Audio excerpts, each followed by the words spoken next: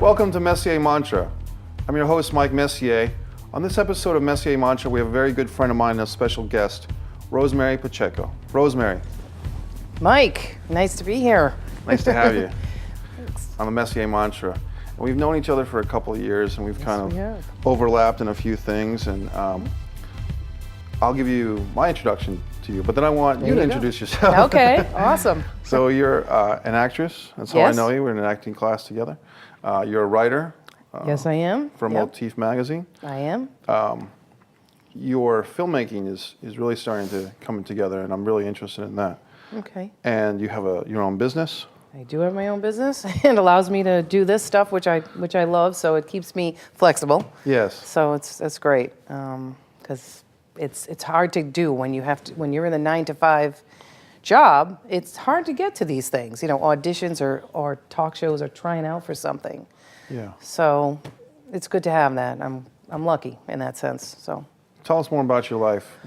Okay. I was born here. Yes. And I was born in North Providence, and I always wanted to get into films, but I went to art school. Okay. And so, that was a long time ago. I went into art school and then did a little acting in Chicago, because that's what I went to school. Yes. And never thought, never dreamed that I would ever get into films here.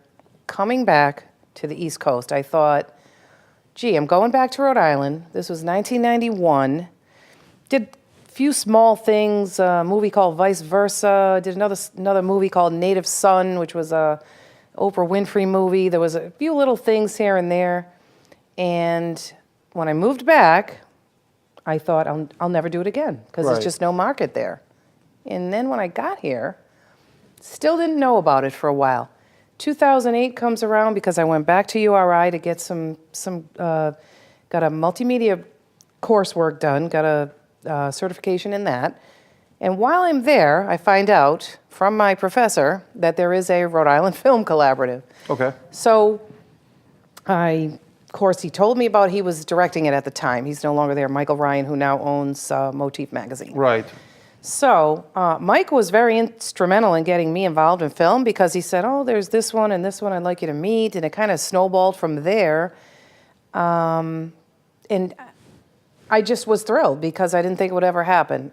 Didn't know there was a film community, didn't know there were filmmakers here, didn't even know there were actors here who were working. Right. I just had no knowledge of that.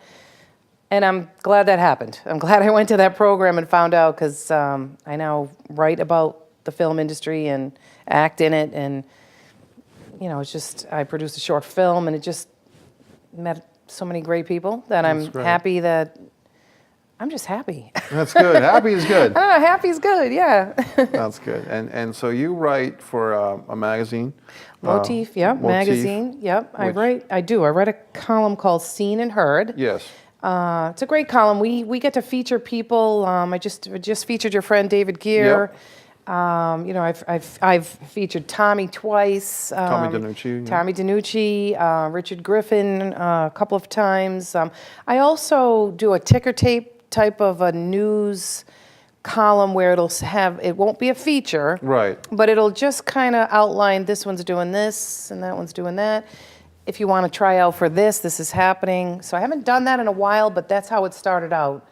And I'm due for another one, so I got to start that, start another news column. But it's called Seen and Heard, SCENE. It's in Motif magazine, and it was monthly. Now we're doing maybe 6-7 columns a year. Yes. It's just got too busy to get to interview people and get to their places of work or locations. It's a lot of work to write. It is. It's quite a bit of work. And people don't realize that. They don't. People that read the newspaper or internet or anything don't realize that the person who's writing this, it's not a robot, it's a real human being who has to take hours out of their day. Right, you know about that. You write short films, and you're writing. You work with the shows here. It's hard, and I don't think they just. And I get a lot of requests, and people say, "Well, do you think you could write something about me for Motif?" I'd be glad to. Right. I don't care the size of the project. That doesn't concern me.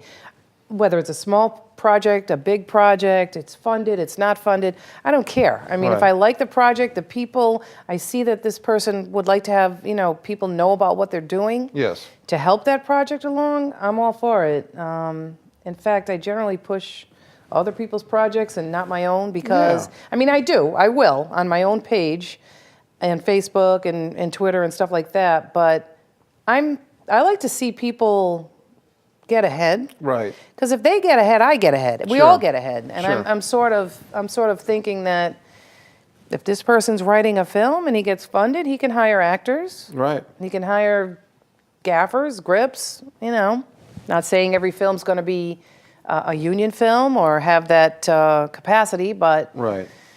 You never know. I mean, a lot of indies that I've seen come out who started as basically no funding, and they ended up getting some name actors involved. They were able to get money because of that. Right.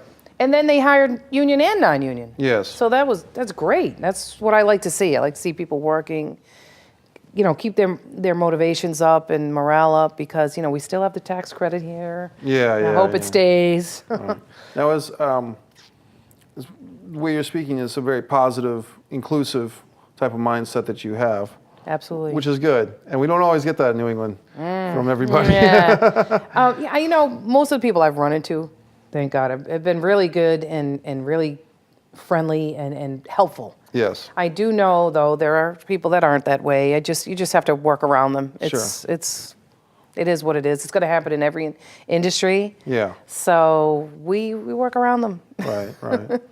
And it's interesting to me. Let's go back a little bit. You said you went to school in Chicago. I did. What school did you go to?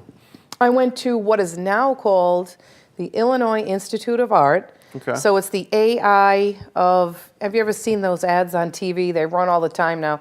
AI, Art Institute of Pennsylvania, of Florida, Miami. That at the time, I went to a tiny school called Ray College in Chicago, right downtown, middle of the city. Tiny school. I think we had like less than, there was like, 800 students, maybe 900, very small. Very good school. And I studied illustration and advertising design. Nice. Yeah, and it had a sort of a lean towards fashion. Okay. But even there were filmmakers, and I was always interested. I was always looking at, there's a filmmaker, guys. What are they doing? Setting up, doing something. Yeah. I was always interested in that. Back in that day, I did a little bit of modeling, a little bit of print work, and I had an agent in Chicago. From that agent, I did get into a few little small film roles, nothing big. Right. You'd blink, you're not going to see me. But that really got my, interest going. And then I was married, and I had my child there in Chicago, and I'm no longer married to that person, but I ended up moving back to the East Coast, and that's when I got into this. Okay. Happened to find out about the Film Collaborative. You mentioned one film, Vice Versa. Was that with Judge Reinhold? Oh, you bet. Was the kid who changed his positions with his dad? Yeah, he changed. Was this a kid from the Wonder Years? Yeah, that's a kid. Wow. Yeah, that's a long time ago, Mike. I'm going to date myself, but it was a long time ago. I was a kid. Yeah. I was a club dancer, and if you see that, you're going to see a black sweatshirt off the shoulder, a white tank underneath, the whole 80s look. Yeah. It's like, okay, and I can show you right where I am. It was fun, and I did get to meet Judge Reinhold. He was a nice guy. Don't know what he's doing now. I think he's still around. I don't know if they're doing a Fast Times at Ridgemont High reunion show. Oh, good. Oh, God. Or a remake. He's going to put the pirate hat on. Yeah, well, but it was fun. Well, you know what? I mention that because it's interesting that sometimes we do things in life that you mention them now, and it's like, no, but at the time, you say, hey, I was on a... Yeah. I was an extra or as a background or as a dancer in a feature film that Judge Reinhold was big. Fred Savage, I think, was the son in that movie, and he was big. He was. Yes, he was. And so he kind of... That planted a seed, is what I'm getting at. Yes, it did. So many years later, now that you've come around and you're doing your own films and you're promoting the people in this area... Yes. That experience, and I've had experiences like that myself, where hey, I was on this film set, and like it kind of provoked something, it triggered something in my system. Of course. To pursue, Yeah. you know, even if it planted seeds that weren't fully developed until a few years later. That's pretty exciting. It is. It's exciting, but it's scary. Okay. You know, there's that whole. It's that thing. It's that Right. thing of, you know, I don't know about anybody else. Well, I think this is quite common, but I know that artists have that struggle. I think they do struggle with. I want to be seen. I want to hide. Right. And you know, it's like, I want to be seen. I want to hide. You know, I'm the same way. Yeah. I want to be seen. Hey, look, I'm a pretty good actor. You know, I think I can do this. And on the other hand, I want to hide. It's not because we don't think we're good. We all have complexes about, am I as good as that guy? Or am I Right. worthy of this? Or can I do that? I think artists just struggle with this. I want to get my work out there and I want people to see it. And at the same time, they want to hide and be like yeah. behind the scenes and go, oh, I don't want to be Right. seen. You know what? I think I'll just sit in the corner. I'll be Yeah. over here behind the camera. Yeah. Yeah. I don't know any actor yet, except for maybe one or two, that don't struggle with that. Right. Or even a writer. Yes. Or a painter, because they have a burning desire to get it out there. They want to be seen. They want to show their work. They want it to touch somebody. I think that's the biggest thing. I want Right. my work to touch somebody. I want that. I mean, I want to move people. I don't want to make crap. I don't want to work with people who aren't serious. I mean, I've been on film sets here where people didn't take it seriously and I was wasting my time. Yes. And I was like, wow, okay. So these Right. two people aren't taking it seriously, but we're all here Right. working hard because we want to produce a good product. Right. Yet, you know, these two don't, you know, whoever they are, they're not taking it seriously. Then I suggest that they don't join any projects, because whether you get paid or you don't get paid, it's this person's vision, Right. or your own, if it's your own movie, that this person's vision, and this person worked very hard just to get to this point. Yes. And they may have had to raise funds. They may have had to feed people for 3 days. They may have had to struggle with a screenplay that took them a year to write. Yep. You know, so I find it very distasteful when people don't take someone else's work seriously. Right. Because then don't come to that set. Right. Because that person did a lot just to Yeah. get here. And Yeah. so I see that, you know, I don't, thankfully, I don't see a lot of that, I have to Right. say. New Englanders seem hardworking. They seem to want to get somewhere. They want to get noticed. They want bigger people to come from other states like California to notice us. And that's Right. good. Yes. That's good. So I like to warn those folks that, you know, if you take a project and you're going to show up, do not whine about being there for 12 hours. Right. You know the indie film scene. That's part of the deal. That's part of the deal. If you don't want to do that film, bow out, or don't Yeah. even go to the audition, or just don't take part. Right.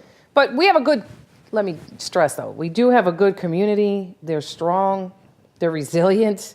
Hardened Yeah. New Englanders. Hardy New Englanders, and they're willing to help each other out. I mean, Yeah. I've got producers who's acted in my films. I've got makeup and hairstylists who worked for, they didn't make any money, and they Yeah. are top-notch people. Julie Lashane, Lori Grenier, I mean, they make their living from this. Yes. And they're willing to help because they liked the project. Right. It just, I have to salute those folks, the actors that came in on my short anyway, and helped, and they were just fantastic. Anthony Ambrosino, Maria Natapov, I mean, they were Jesse Dufo, you know, they were Yes. just great. Tell me about your project. Just fit the short, if My you like. project is in post. Okay. Nothing wrong with Aren't that. they all?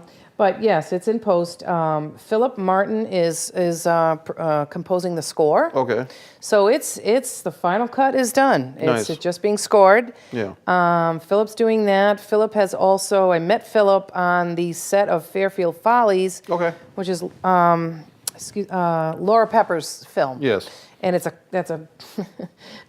a very funny, offensive Yes. flick, that Fairfield Follies. Yes. But she had Philip come in and do a score for her not only that, but wrote an intro and an outro where we all sing in that film. But it's about a bunch of village players who are putting on a Christmas pageant. Yet, the director of this Christmas pageant falls ill. Right. Mary DeBerry. Yes. She falls ill, and we bring in a new, younger director, Suzanne Collet. Oh, right. And Suzanne plays this young woman who's got such visions and wants to include all the denominations. Right. But the original director is very racist. Yes. Very narrow-minded, very... Mrs. Whitelove, I believe. Mrs. Whitelove, and I'm telling you, it's hilarious what happens, but there are things in there, and we've got it all, the gay, the straight, the black, the white, the Jewish, the, and the Kwanzaa, and we've got the typical, some of the stereotypical, it's just things that people think of when they think of a certain group of people, which... It's, as Jill Poisson put it, it's a damn funny, offensive flick. This is Fairfield Follies. This is Fairfield. Laura Pepper's piece. But let's talk about your piece. My piece is a short thriller. Yes. It started as I was just going to write a 2-person short, like a 7-minute short, just 2 characters. And I was doing that for something else that was going on. Then I looked at it and I said, you know what, I can't do this with 2 people. I've got to have more. Right. So it just developed that way. So a gentleman who's a producer and a director, Raz Cunningham, he came on board and he said, I read your outline. I read what you got. Let me tweak it a little. Yep. And Raz helped me tweak that and co-wrote it with me. He prior to that, he had won the Best Regional Feature for Wander My Friends at the Scene Festival. Yep. Very funny movie. I saw it when it premiered. Yes. He has a company called Small Giant Media. So he came on. He brought Mel Hardy on, who's a production designer and a set dresser. He brought others, Matt Bells, Austin Demers. They were like AD and second AD, and they were just great. They did everything. But my film is a thriller. Yes. I guess if I were to sum it up, I would say that it's the story of a young woman who, played by Maria, wanders into her mother's art studio one day. She's very austere, kind of, just hair pulled back, no makeup, kind of a grim personality. Sure. Not really any fun, very grim, kind of. She wanders through her mother's art studio one day, and she finds something that transforms her life. She begins this transformation because of what she finds there. Okay. And so I'll leave it at that. Okay. But it's interesting. We had Jessie Dufo come in and play her brother James. Anthony played her father. Yep. He's a cop, and he's been aged. Yeah, I saw the pictures. To look by Julie. Right. She did a great job, and Laurie did all the hair and makeup and stuff. So it's an interesting little twist on there, a twist of fate there in the story. I want to ask some questions. Yeah, go ahead.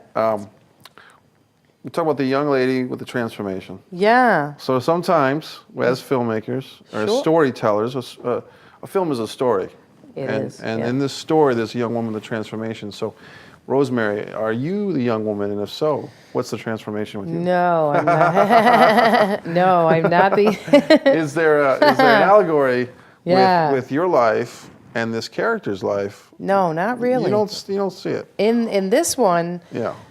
Well, okay, are you saying subconsciously, did I think about this when I wrote it? Was there something in your life that maybe generated the feeling of transformation? Yeah, that's a good question. Whether it was moving to... I guess so. Gee, because I went from being the married lady, living in Chicago, and I was living a totally different type of life.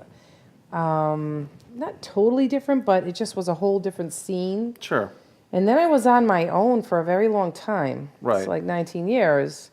And I didn't necessarily have one partner in my life. I had some boyfriends and nothing serious, but it was a transformational time. Yeah. Absolutely. Yeah. So maybe it did come out of that. Sure. I mean, gee, I didn't think of it that way. And the only reason I say that, and I won't get into this if you don't want to, but there's a feature that I'm writing that does get into all that. Okay. But that's another story, and that's actually pretty autobiographical. In fact, I talked to you already about it. Right. So that's resuming in the writing department. We kind of tore it apart and restarted. Okay. So that's in the works, and I'm actually writing that with a couple of people right now. Good. Yeah, and that one is really close to. That's about dating and relating and maturing, and why you find certain people you do at certain points in your life, why you're alone for a while, what contributes to that. The scary parts of putting your heart out there and Right. maybe it's not returned. The scary part of being a single mom.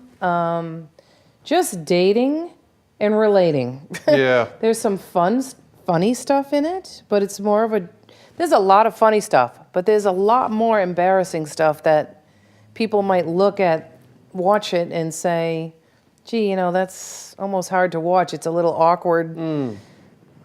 And I would never admit that. But I feel better admitting it because I've seen that person admit it. Right. So that's what I want people, that's what I want. I want people to say, I don't feel so bad that this happened between me and this person, or me and that guy, or me and this girl.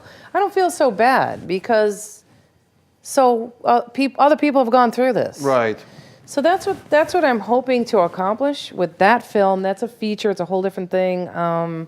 But that one, yeah, that was about me. So I imagine that as, tell me if it gets too personal, but as a single mom for those years, yeah, dating, yeah, was that a challenge, or would you? Yeah, it was. When my daughter, she's 24 now. So when she was little, I was in a mindset, the wrong one. I was in the wrong mindset where I wanted to replace what I lost. Because when Right. you lose a family and you go through a divorce, you feel like, what a failure. Yeah. Like it's just a feeling of, I really wanted this to work and it didn't. Right. But there was nothing I could do. Yeah. But it still makes you feel bad. So you're feeling like, gee, I failed at one of the biggest things in my life. So you kind of have this need, I did anyway, but I noticed it with a lot of different people, men or women, they have a need to replace it. So they go out and they get involved with the wrong people. Right.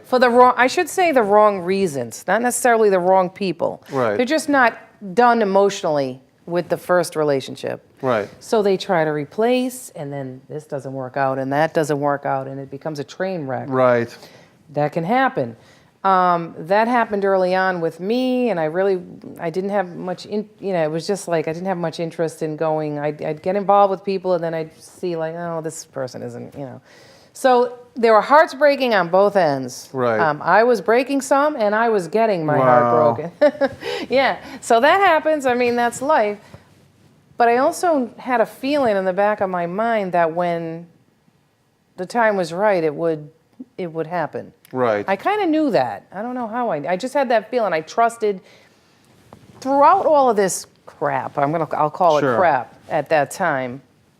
I still loved being a mother. I was like, God, I love this kid so much, and I wrapped my life around her. And I was lucky that in the first 5 years of her life, I really didn't. I was lucky in the sense I didn't have to work full time. Right. I had enough money behind me and enough, because of her dad and all of that. I had enough money so that I could concentrate on my design work, which I still do. Yes.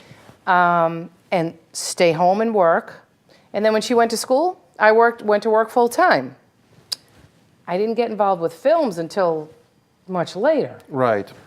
But as I thought of those years, I thought, wow, all that stuff that I went through, some of it awkward, some of it unhappy, some of it where you felt hopeless, other parts where you felt very happy and like thrilled and ecstatic. So you had those highs and Right. lows, and I was like, how am I going to show this? How am I going to do this? I want to tell that story because I know so many people who've gone through this, you know, or lived a period of time in their life where they just didn't know if they were going to get through it. Right. They're like, am I going to get through this? Valleys, so to speak. Yeah. Am I going to get through this? I mean, this is like, right. This is not easy stuff. So I knew I would. I'm a survivor. I mean, I knew I'd get through it. But the thing is, you know, there were moments in there that I just thought and this wasn't until 2 years ago, and I decided I'd like to tell that story, and just, I had a vision, and this is a real vision. I believe you. This is me, because it happened, you know, getting off a plane in Rhode Island. I had a baby in one arm, 15 months old, and a cat in my cat carrier in the other hand. And here I am getting off the plane in Rhode Island, and I'm thinking, what the hell do I do next? Right. I really don't know. Yes. I just don't know. You know, what am I going to do? I have, you know. So thus starts the journey of that movie. That's how it opens. Wow. It's, you know, single mom getting off a plane, baby and a cat, and I'm like looking around back in my home state thinking, wow, you know, what am I going to do here? I haven't been here in a long time. That's a very cinematic moment there. You know, we're going to do another episode with you. Yeah. But on this episode, just to encapsulate, is there any mantra? The Messier mantra is about sharing a mantra. You got anything for us for this episode? What do you got? Yes. My mantra is, and always has been, don't wait for it to come to you, because you're going to wait a long time. Yes, you know, there are certain things in life, or certain people, I should say, where things do come right away. Right. Let's say, you know, you want to be an actor. Okay. Some people, by the simple grace of youth and beauty, which I like to call the Y&R folks, they'll get a role in a movie simply because they're young and beautiful and somebody notices them. That does happen. However, that's not the norm. Right. The norm is there's so much work that goes behind stuff that people don't see. So, you know, it looks like a Bradley Cooper made it overnight. Or it looks like a Meryl Streep just became big because she's Meryl Streep. No. These people have trained, have worked, have gone to school, have done live theater, have made their mistakes. I watched J.K. Simmons pick up his Oscar at the awards, and he said, I've been at this a long time. Yeah. I'm an old man. I had hair. I had a lot of hair. I had a lot of hair when I started this business, he said. And let me tell you, I was living in an apartment with no money. I could barely buy food. Yeah. I mean, I loved his story, but, you know, we know that about him now. I mean, he told the story, but my mantra is they didn't wait. They went out and did stuff, and they may not have had a whole lot of money or any belief behind them except for their own. Right. And they still pushed forward. But I say that about anything. It's not just acting. Right. Of course, acting's difficult. I mean, a lot of people want to do it. And a lot of people are very good. But I say that about anything. I say that to the artist, the entrepreneur who wants his own business, wants to make a mark in technology or whatever. Yep. Well, Rosemary, we're going to continue this conversation on our next episode. Okay, great. So we're going to come back for our next episode with Rosemary Pacheco. Thank you. Thank you. Thank you. Messier Mantra will be back with another episode next week. Please join us again.